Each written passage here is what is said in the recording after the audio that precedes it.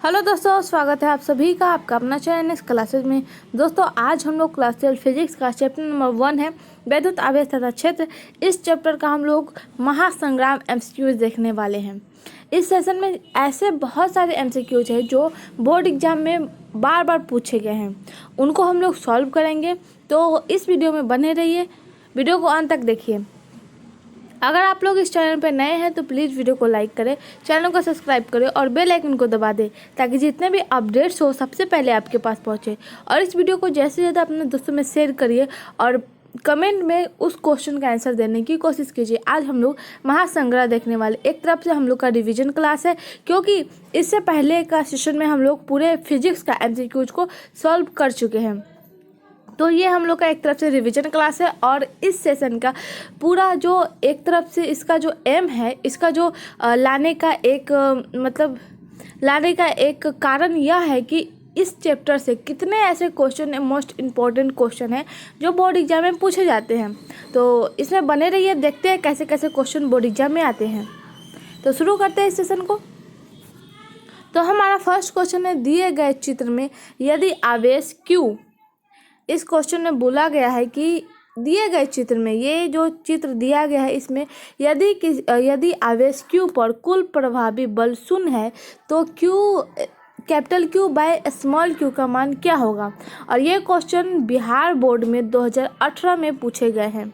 तो इसमें जो है ये जो कैपिटल Q है और ये स्मॉल q है, तो इसमें बोला गया है कि चित्र में दिए गए हैं यदि जो कैपिटल Q है उस पर कुल प्रभावी बल जो है वो 0 है। जो कैपिटल Q है मान लो इसमें जो है इसका जो प्रभावी मान हो जाएगा 0 हो जाएगा। तो capital Q by small q का मान क्या होगा। तो इसमें 4 ऑप्शन दिए कि इसका सही जवाब बताना है। तो इस क्वेश्चन का जो सही जवाब हो जाएगा ऑप्शन ए √2 हो जाएगा। ऑप्शन ए राइट हो जाएगा। Capital Q by small q का जो मान हो जाएगा वो हो जाएगा हम लोग का √2।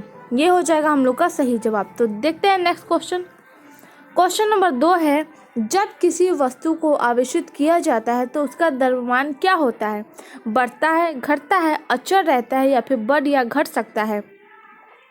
तो इस क्वेश्चन में बोला गया है कि जब किसी वस्तु को आवेशित किया जाता है तो उसका द्रव्यमान पूछा गया है। तो ये जो क्वेश्चन है बिहार बोर्ड में 2018 में पूछे गए हैं। तो ध्यान में रखिए, ये सब क्वेश्चन वेरी वेरी इंपॉर्टेंट है। जितने भी क्वेश्चन बोर्ड एग्जाम में पूछे जाते हैं उसको रिविजन करने से हम लोग को एक पैटर्न पता चलता है कि कैसा क्वेश्चन आएगा बोर्ड एग्जाम में।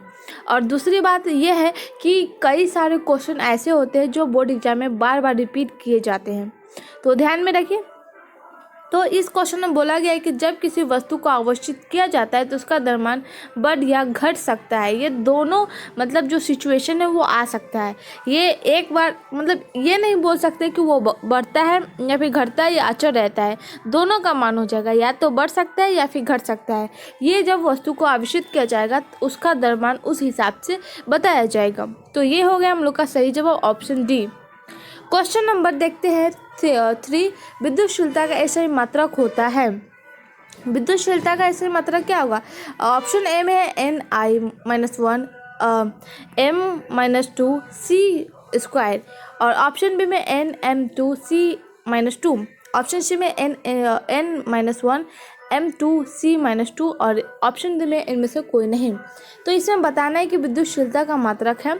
अगर आप लोगों ने हमारा जो वीडियो था SI मात्रक वाले 2 सेशन में कंप्लीट कराया गया है पूरे चैप्टर का, अगर वो सेशन आप लोगों ने नहीं देखा है तो डिस्क्रिप्शन में उनका लिंक दे दिया जाएगा, वहाँ से आप लोग देख सकते हैं। पूरे चैप्टर के SI मात्रक विमाएँ वाले दिए गए हैं। पूरे चैप्टर में मैक्सिमम आपको 50+ SI मात्रक और विमाएँ वाले क्वेश्चन हैं जो कि एग्जाम के लिए वेरी वेरी इंपॉर्टेंट है। तो ध्यान में रखिए और उस वीडियो को देख सकते हैं, डिस्क्रिप्शन में उनका लिंक दिया जाएगा। तो क्वेश्चन नंबर 3 में बोला गया है कि विद्युतशीलता का ऐसा मात्रक होता है। तो क्वेश्चन नंबर 3 का जो सही जवाब हो जाएगा वो हो जाएगा ऑप्शन ए m-2 c²। ये हो जाएगा हम लोग का सही जवाब। ऑप्शन जो सही हो जाएगा वो हो जाएगा ए। क्वेश्चन नंबर 4 है, एक ही पदार्थ के धातु के 2 गोले A तथा B दिए गए हैं। एक ही पदार्थ के धातु है और 2 गोला दिया गया है A और B। इसको मान ले A और इसको मान ले B। तो एक पर प्लस क्यू आवेश, इस पे प्लस क्यू आवेश है, पर दूसरे पर माइनस क्यू आवेश दिया गया है, तो ए का द्रव्यमान बढ़ जाएगा, बी का द्रव्यमान बढ़ जाएगा, द्रव्यमान पर कोई प्रभाव। तो इस क्वेश्चन का जो सही जवाब हो जाएगा वह हो जाएगा हम लोग का ऑप्शन बी, द्रव्यमान का बी का द्रव्यमान बढ़ जाएगा, क्योंकि इसमें जो बोला गया है एक दो गोला दिया गया है, इसमें ए और बी करके दो गोले हैं, एक पे प्लस क्यू है एक पे माइनस क्यू है, तो इसमें बताना था कि आवेश दिया गया है तो क्या होगा, तो बी का द्रव्यमान बढ़ जाएगा। तो चलते हैं आगे, नेक्स्ट क्वेश्चन देखते हैं। क्वेश्चन नंबर 5 है, धातु के बने गोले ए को धन आवेश दिया गया है तथा गोले ए के बराबर द्रव्यमान के दूसरे धातु के गोले बी का उतना ही परिमाण का ऋण आवेश दिया गया है। एक मिनट देखिए, एक गोला ये है, एक गोला ये है, ठीक है। इसमें जो है ए और बी करके दो गोले हैं, एक गोले पर धन आवेश दिया गया है, दूसरे पर जो है वह ऋण आवेश दिया गया है। तो आवेश गोले ए को दिया गया था, तो इसमें बताना है कि क्या होगा, गोला ए और बी का द्रव्यमान अब भी बराबर रहेगा। ऑप्शन बी में गोले ए का द्रव्यमान बढ़ जाएगा, ऑप्शन सी में गोले बी का द्रव्यमान घट जाएगा, या फिर गोले बी का द्रव्यमान बढ़ जाएगा। और ये क्वेश्चन है BSEB यानी बिहार बोर्ड में 2018 में पूछे गए हैं। तो क्वेश्चन नंबर 5 का जो सही जवाब हो जाएगा वह हो जाएगा हम लोग का ऑप्शन जो सही होगा वह डी हो जाएगा, गोले बी का द्रव्यमान बढ़ जाएगा।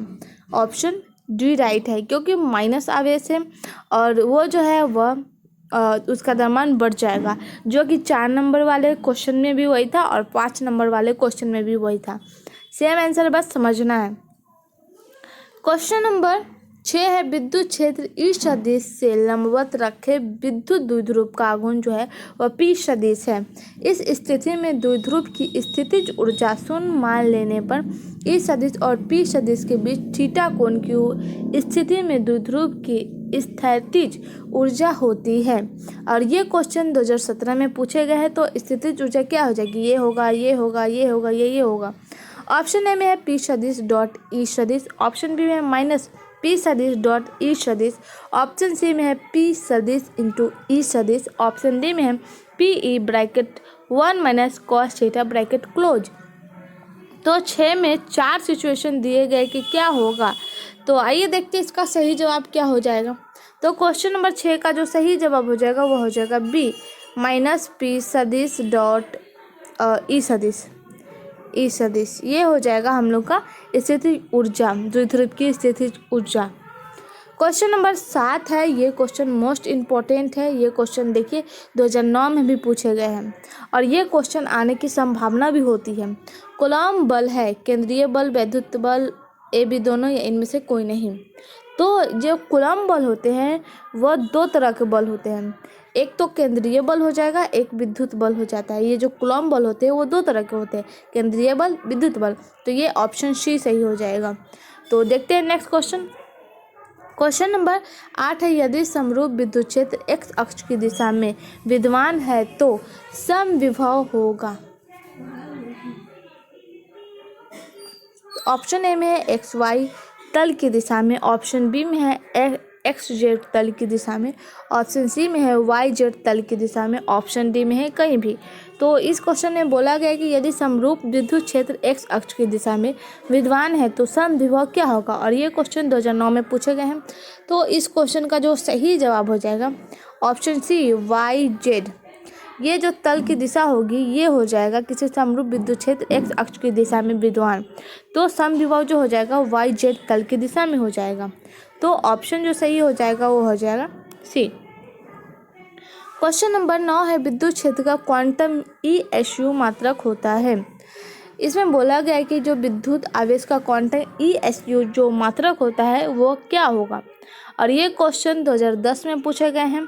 तो इसका 4 ऑप्शन दिए गए, इसमें से कौन होगा वो बताना है। ऑप्शन ए में 4.78 into 10 to the power -10, option B में 1.6 into 10 to the power -19, option C में 2.99 इंटू 10⁻9। ऑप्शन डी में -1.6 इंटू 10⁻−19। तो इसका सही जवाब जो हो जाएगा वो हो जाएगा हम लोग का ऑप्शन ए 4.78 इंटू 10⁻−10। ये जाएगा हम लोग का ईएसयू मात्रक में विद्युत आवेश का क्वांटम। तो ऑप्शन ए राइट है। क्वेश्चन नंबर 10 है, स्थिर विद्युत क्षेत्र होता है। ये 2 बार पूछे गए, 2010 और 2011 दोनों में पूछे गए हैं। तो ये भी मोस्ट इम्पॉर्टेंट है। इस सेशन में जितने क्वेश्चन हैं वो सब इम्पॉर्टेंट है। 1 या 2 बार आप लोग पढ़ ले तो मैक्सिमम 1-2 क्वेश्चन तो बोर्ड एग्जाम में आएंगे ही आएंगे। तो स्थिर विद्युत क्षेत्र होती है संरक्षित, असंरक्षित, कहीं संरक्षित, कहीं असंरक्षित, या इनमें से कोई नहीं। तो विद्युत क्षेत्र जो स्थिर विद्युत क्षेत्र होती है वो कैसी होती है? तो इसका जो सही जवाब हो जाएगा ऑप्शन ए संरक्षित होती है। क्वेश्चन नंबर 11 है, एक एकांकी चालक के लिए निम्न में से कौन अनुपात अचर होता है? ऑप्शन दिए गए 4। इसमें पहला जो ऑप्शन है कुल आवेश बाय विभव। ऑप्शन बी में है दिया गया आवेश बाय विभवांतर। ऑप्शन सी में है कुल आवेश बाय विभवांतर। ऑप्शन डी में इनमें से कोई नहीं। तो ये क्वेश्चन 2010 में पूछे गए हैं। तो इसमें बताना है कि एक एकांकी चालक के लिए निम्न में से कौन अनुपात अचर होता है? तो 11 का जो सही जवाब हो जाएगा वो हो जाएगा ऑप्शन ए कुल आवेश बाय विभव। कुल आवेश बाय विभव ये हो जाएगा हम लोग का सही जवाब। तो बढ़ते हैं नेक्स्ट क्वेश्चन की तरफ। क्वेश्चन नंबर 12 है, एक कूलम आवेश इक्वली डैश ESU। तो इस क्वेश्चन में बोला गया है कि एक कूलम आवेश बराबर कितना ESU होता है, और ये क्वेश्चन 2011 में पूछे गए हैं। फर्स्ट ऑप्शन है 3 इंटू 10⁻9। ऑप्शन बी में है 10 इंटू 10⁻9। ऑप्शन सी में है 1.85 इंटू 10⁻−12। ऑप्शन डी में इनमें से कोई नहीं। तो क्वेश्चन नंबर 12 का जो सही जवाब हो जाएगा वो हो जाएगा 3 इंटू 10⁻9। ये हो जाएगा एक कूलम आवेश बराबर इतना ESU में। तो ये जाएगा सही जवाब। ऑप्शन सी का जो हो जाएगा ये एप्सिलॉन नॉट का मान होता है। तो इस क्वेश्चन के हिसाब से हम लोग का सही जवाब ऑप्शन ए होगा। क्वेश्चन नंबर 13 है, एक विद्युतीय द्विध्रुव 2 विपरीत आवेशों से बना हुआ है जिसके परिणाम +3.2 इंटू 10⁻−19 कूलम एवं -3.2 इंटू 10⁻−19 कूलम है, और इनके बीच की दूरी 2.4 इंटू 10⁻10 मीटर है। तो विद्युत द्विध्रुव का आघूर्ण है, और ये क्वेश्चन 2015 में पूछे गए हैं। 4 ऑप्शन दिए गए हैं, इसमें से सही जवाब बताना है। तो इसमें जो है 2 विपरीत आवेश दिए गए, एक प्लस और एक माइनस। प्लस वाले का जो मान हो जाएगा +3.2 इंटू 10⁻19, और माइनस वाले का जो मान हो जाएगा -3.2 इंटू 10⁻19 हो जाएगा। दूरी जो दिया गया है वो इतना दिया गया है। तो इस क्वेश्चन का जो सही जवाब हो जाएगा वो हो जाएगा ऑप्शन बी। क्वेश्चन नंबर 14 है कि एक आवेशित चालक की सतह के किसी बिंदु पर विद्युतीय क्षेत्र की तीव्रता होती है, शून्य होती है, सतह के लंबवत होती है, सतह के स्पर्शीय होती है, या फिर सतह पर 45 डिग्री पर होती है। और ये क्वेश्चन 2015 में पूछे गए हैं, और ये सब क्वेश्चन इंपॉर्टेंट है। तो इसमें बताना है कि क्या होगा विद्युतीय क्षेत्र की तीव्रता। तो क्वेश्चन नंबर 14 का जो सही जवाब हो जाएगा ये सतह के लंबवत होती है। अगर देखा जाए तो ये सतह के लंबवत होती है, ऐसे इसका स्पर्श रेखा होती है। तो ये हो जाएगा हम लोग का सही जवाब। क्वेश्चन नंबर 15 है, 2 बिंदु आवेश पहले वायु में तथा फिर के परावैद्युतांक वाले माध्यम में उतनी ही परस्पर दूरी पर रखे जाते हैं। दोनों दिशाओं में आवेशों के बीच लगने वाले बलों का अनुपात क्या हो जाएगा? यहाँ पे 2 बिंदु आवेश पहले वायु में दिया गया है, फिर उसको परावैद्युतांक वाले माध्यम में रखा जाता है। तो इसमें बताना है कि दोनों दिशा में आवेशों के बीच लगने वाला बलों का अनुपात क्या हो जाएगा। 4 ऑप्शन दिए गए हैं, इसका जो सही जवाब हो जाएगा ऑप्शन बी हो जाएगा K/1, क्योंकि फिर बाद में इसको के परावैद्युतांक में रखा जाता है उतनी ही परस्पर दूरी पर जिसमें दोनों दिशाओं में आवेशों के बीच लगने वाला बल में अनुपात बताना है। तो पहले तो वायु में रखा जाता है, तो ये हो जाएगा हम लोग का सही जवाब। देखते हैं अगला क्वेश्चन। नंबर 16 है, किसी विद्युत रोधी माध्यम का परावैद्युतांक, माध्यम का परावैद्युतांक मतलब अपेक्षित परावैद्युता एप्सिलॉन आर हो सकता है -1, 0, 0.5 या फिर 5। तो इस क्वेश्चन का जो सही जवाब हो जाएगा ऑप्शन डी 5 हो जाएगा। किसी विद्युत रोधी माध्यम का पैरावैद्युतांक एप्सिलॉन आर 5 हो सकता है। क्वेश्चन नंबर 17 है, विद्युत क्षेत्र ई और विभव V के बीच का संबंध बताना है। तो इसका जो सही जवाब हो जाएगा वो हो जाएगा हम लोग का ऑप्शन ए में है ई इक्वल हो जाएगा -dV/dx। ऑप्शन ए राइट होगा। क्वेश्चन नंबर 18 है, यदि किसी खोखले गोलीय चालक को धन आवेशित किया जाए तो उनके भीतर का विभव क्या होगा? शून्य होगा, धनात्मक और समरूप होगा, या फिर धनात्मक और असमरूप होगा। ऑप्शन डी में है ऋणात्मक और समरूप होगा। तो इसमें बताना है कि किसी खोखले गोलीय चालक को धन आवेशित किया जाए तो उसके भीतर का विभव कैसा होगा। तो क्वेश्चन नंबर 18 का जो सही जवाब हो जाएगा वो हो जाएगा हम लोग का ऑप्शन बी, धनात्मक और समरूप होगा। क्वेश्चन नंबर 19 है, साबुन के एक बुलबुले को जब आवेशित किया जाता है तो उसकी त्रिज्या क्या होती है? बढ़ती है, घटती है, अपरिवर्तित रहती है या फिर शून्य हो जाती है? तो साबुन के एक बुलबुले को जब आवेशित किया जाता है तब ये बढ़ती है इसकी त्रिज्या। तो ऑप्शन ए राइट होगा। क्वेश्चन नंबर 20 है, विद्युत द्विध्रुव आघूर्ण का SI मात्रक होता है कूलम इंटू मीटर या फिर coulomb by metre. Option C में coulomb metre square, option D में कूलम स्क्वायर मीटर। तो क्या होगा इसका सही जवाब? विद्युत द्विध्रुव आघूर्ण का SI मात्रक। तो क्वेश्चन नंबर 20 का जो सही जवाब हो जाएगा coulomb metre. Option A right हो जाएगा। नेक्स्ट क्वेश्चन देखते हैं। क्वेश्चन नंबर 21 है, विद्युत क्षेत्र में प्रवेश करने वाले एक इलेक्ट्रॉन का प्रारंभिक वेग विद्युत क्षेत्र से भिन्न दिशा में है। विद्युत क्षेत्र में इलेक्ट्रॉन का पथ होगा सरल रेखीय, वृत्त, दीर्घवृत्त या फिर परिवलय। तो क्वेश्चन नंबर 21 में बताना है कि क्या होगा इसका सही जवाब। इस क्वेश्चन में बोला गया है कि विद्युत क्षेत्र में प्रवेश करने पर एक इलेक्ट्रॉन का प्रारंभिक वेग यानी शुरुआती वेग जो है विद्युत क्षेत्र से भिन्न दिशा में होती है। यानी इसकी जो एक इलेक्ट्रॉन का जो प्रारंभिक यानी शुरुआती वेग जो होता है वो विद्युत क्षेत्र से एकदम अलग दिशा में होता है, यानी डिफरेंस होता है। तो विद्युत क्षेत्र में इलेक्ट्रॉन का पथ क्या होगा? तो परिवलय हो जाएगा। ऑप्शन डी राइट है। क्वेश्चन नंबर 22 है, एप्सिलॉन नॉट की विमाएँ हैं। तो इसमें एप्सिलॉन नॉट यानी वायु की दिशा, वायु में जो परावैद्युतांक होता है उसे ही एप्सिलॉन नॉट बोलते हैं। इसका जो मान हो जाएगा 8.85 इंटू 10⁻⁻12 ये हो जाएगा इसका मान, और इसमें इसकी विमा पूछा गया है। तो आइए देखते हैं इसका क्या सही जवाब हो जाएगा। तो इसका जो सही जवाब हो जाएगा हम लोग का ऑप्शन बी हो जाएगा, m-1 l-3 t-4 a square. ये हो जाएगा हम लोग का सही जवाब। क्वेश्चन नंबर 23 है, दो समजातीय व बराबर आवेश Q को मिलाने वाली रेखा के बीच में एक अन्य आवेश Q स्मॉल q रखने पर निकाय संतुलित हो जाता है। तो Q का मान क्या हो जाएगा? तो इसमें बोला गया है कि दो समजातीय बराबर आवेश के कैपिटल Q को मिलाने वाली रेखा के बीच में। तो इसका जो सही जवाब हो जाएगा ऑप्शन डी -q/4। ये हो जाएगा सही जवाब। क्वेश्चन नंबर 4 है, इलेक्ट्रॉन वोल्ट मापा जाता है और ये क्वेश्चन 2016 में पूछे गए हैं, यानी 2016 में पूछे गए हैं। इलेक्ट्रॉन वोल्ट द्वारा मापा जाता है, आवेश को मापा जाता है, विभवांतर को मापा जाता है, धारा को मापा जाता है या फिर ऊर्जा को मापा जाता है। तो क्वेश्चन नंबर 24 का सही जवाब है ऑप्शन डी ऊर्जा।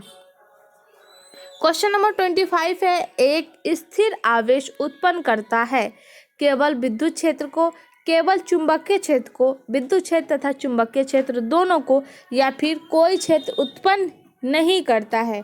तो 25 का जो सही जवाब हो जाएगा वो हो जाएगा ए, क्योंकि क्वेश्चन में बोला गया है कि एक स्थिर आवेश उत्पन्न करता है केवल विद्युत क्षेत्र को। ऑप्शन ए राइट होगा। क्वेश्चन नंबर 26 है, निम्नलिखित में किसका अस्तित्व संभव नहीं है? तो ये 4 ऑप्शन दिए गए हैं, इसमें से किसका अस्तित्व संभव नहीं है? तो ये हो जाएगा हम लोग का ऑप्शन सी 2.4 × 10⁻⁻19 कूलम, क्योंकि एक इलेक्ट्रॉन बराबर कितना होता है 1.6 × 10⁻⁻19। अगर 2 इलेक्ट्रॉन की बात करें तो 1.6 का अगर इंटू करें, इसको हटा करके 2 से गुना करें इसमें, तो 16 दूनी 32 हो जाता है, तो 3.2 इंटू 10⁻⁻19 हो जाएगा। तो इसके बीच में आ गया है 3.4 इंटू 10⁻⁻19, जो कि ऑप्शन ए में 3.2 इंटू 10⁻19 है।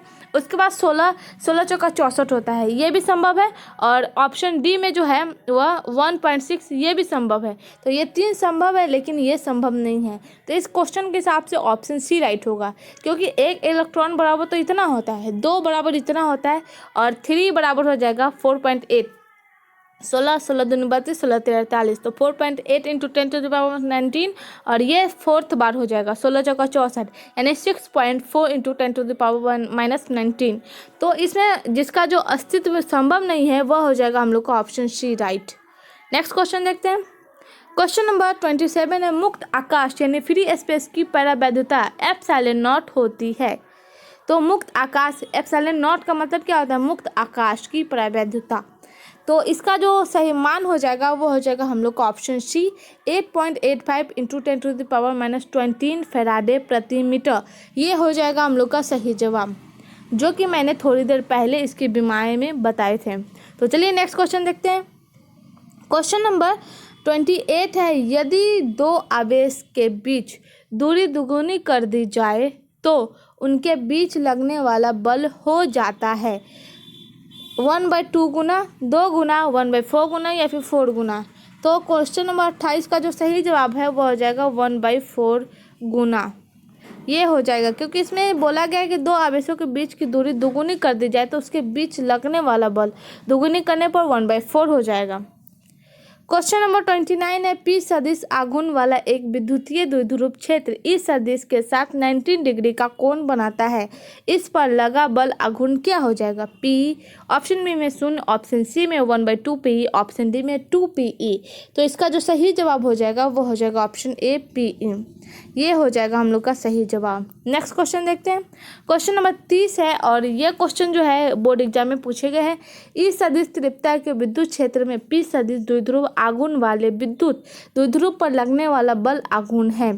ये 4 ऑप्शन दिए गए, इसमें से सही जवाब बताना है। तो इस क्वेश्चन का जो सही जवाब हो जाएगा वो हो जाएगा पी सदिश इंटू ई सदिश, ऑप्शन ए राइट है। बढ़ते हैं आगे। क्वेश्चन नंबर 31 है, किसी विद्युत द्विध्रुव के अक्ष से r दूरी पर विद्युत क्षेत्र की तीव्रता होती है। तो किसी विद्युत द्विध्रुव के अक्ष से जो है r दूरी पर जो विद्युत क्षेत्र की तीव्रता होती है वो हम लोग को बताना है। तो r दूरी पर जो हो जाएगा ऑप्शन डी हो जाएगा E अल्फा 1/r²। ये हो जाएगा हम लोग का सही जवाब। 31 का सही जवाब ऑप्शन डी है। क्वेश्चन नंबर 32 है, विद्युत तीव्रता की विमा है। तो इसका जो सही जवाब हो जाएगा वो हो जाएगा हम लोग का ऑप्शन बी। ऑप्शन बी सही हो जाएगा। नेक्स्ट क्वेश्चन देखते हैं। क्वेश्चन नंबर 33 है, किसी आवेशित खोखले गोले चालक के भीतर विद्युतीय तीव्रता का मान होगा। और यह क्वेश्चन 2017 में पूछे गए हैं। E0 यानी E0 सिग्मा, ऑप्शन बी में sigma by E0, option C में 0, ऑप्शन डी में E0/2। तो इसमें अब सही जवाब बताना है, तो ये हो जाएगा 0, ऑप्शन सी राइट है। क्वेश्चन नंबर 34 है, किसी अचालक पदार्थ के गोले को आवेश देने पर वह वितरित होती है सतह पर, सतह के अलावा अंदर भी, केवल भीतर या इनमें से कोई नहीं। तो इसका जो सही जवाब हो जाएगा इनमें से कोई नहीं। ये ना ही सतह पर होता है, ना ही सतह के अलावा अंदर या फिर भीतर में। तो ये कहीं नहीं होता, ये ऑप्शन गलत है। क्वेश्चन नंबर 35 है, किसी परावैद्युत का परावैद्युतांक यदि एप्सिलॉन r हो और उसके 2 बिंदु आवेश के बीच क्रियाशील बल F हो तो परावैद्युत को हटा देने पर उन दोनों आवेशों के बीच क्रियाशील बल का मान होगा। तो क्रियाशील बल का मान बताना है, तो ये हो जाएगा हम लोग का ऑप्शन बी। एक मिनट, एप्सिलॉन r F, ये हो जाएगा हम लोग का सही जवाब। क्वेश्चन नंबर 36 है, r दूरी से अलग 2 आवेशों के बीच बल फैराडे लगता है यानी F लगता है। यदि आवेशों का मान दुगुना कर दिया जाए तो उनके बीच की दूरी आधी कर दी जाए तो उनके बीच लगने वाला बल क्या हो जाएगा? पहले दुगुना कर दिया जाए और उसके बीच की जो दूरी होती है उसको आधा कर देने पर उसके बीच लगने वाला बल कितना होगा? तो ये हो जाएगा हम लोग का ऑप्शन सी 16 फैराडे। तो तो 1 फ्राइडे बराबर कितना होता है, 1 फ्राइडे बराबर हो जाता है 96,500, ये हो जाता है। लेकिन यहाँ पे 16 फ्राइडे सही जवाब हो जाएगा। क्वेश्चन नंबर 37 है, किसी दी गई दूरी पर स्थित दो इलेक्ट्रॉन के बीच क्रियाशील गुरुत्वाकर्षण बल एवं विद्युतीय बल का अनुपात होता है। यानी किसी दूरी पर स्थित दो इलेक्ट्रॉन हैं, उनके बीच की जो क्रियाशील होती है वो दो बल से होती है, एक गुरुत्वाकर्षण बल और एक विद्युतीय बल। तो उन दोनों के बीच का अनुपात क्या हो जाएगा, तो इसका जो सही जवाब हो जाएगा वो हो जाएगा हम लोग का 10⁻⁻42, ये हो जाएगा सही जवाब। तो दोस्तों आज का सेशन यहीं तक है। आई होप ये सेशन आप सबको पसंद आया है।